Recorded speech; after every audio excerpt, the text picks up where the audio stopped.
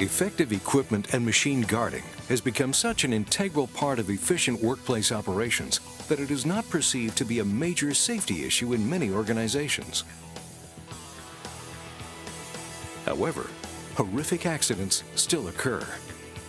When guards are not in place or they are not used correctly, people can be pulled into machines, have limbs amputated, and body parts crushed, or suffer numerous other injuries. It is therefore critical that we are aware of and understand the following issues: why guards are used, the risks associated with mechanical hazards, the requirements for effective machine guarding, the different types of guards and their functions, and what safe work procedures should be adopted when working with equipment and machinery. Guards are designed to prevent contact with a hazard or hazards. Commonly, this would be moving mechanical parts, but guards are also used to prevent contact with power sources. Not only electrical, but also hydraulic and pneumatic, hot and cold temperature hazards, and so on. Guards are also used to protect an operator from waste materials and byproducts from machine processes. And finally, guards are used for general protection should a machine breakdown or malfunction occur.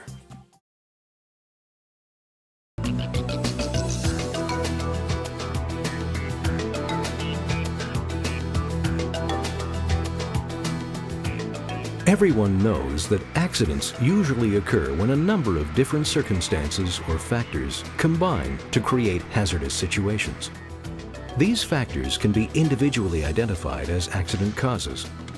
Some will be seen as minor or contributory factors, and others will be identified as key or major accident causes.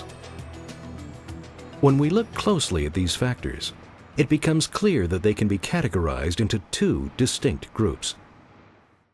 The first group can be classified as unsafe conditions and includes such things as untidy work areas, faulty equipment, slippery floors, and inadequate lighting. The second group of factors can be classified as unsafe acts that result from people's behavior. For example, not following safe work procedures, the inappropriate use of equipment, or the failure to wear required personal protective equipment. Of these two groups, statistics prove that unsafe acts are by far the most significant. Simply put, unsafe acts are recognized as the key causes of most accidents. So, it naturally follows that if we can significantly reduce the number of unsafe acts that occur in the workplace, we will also significantly reduce the number of accidents. An unsafe act can be defined as an intentional or unintentional violation of an established safe work practice, procedure, or method.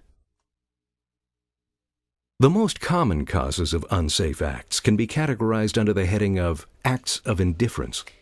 In these situations, safe work methods are known but aren't followed. For example, personal protective equipment is not worn, or correct manual handling techniques are not used. Other causes of unsafe acts can be categorized under the heading of a lack of knowledge, the main sources of which are inexperience and poor or insufficient job training. This takes into account situations in which people perform jobs they're not trained, certified, or authorized to carry out. An example of this would be the unauthorized entry into a confined space.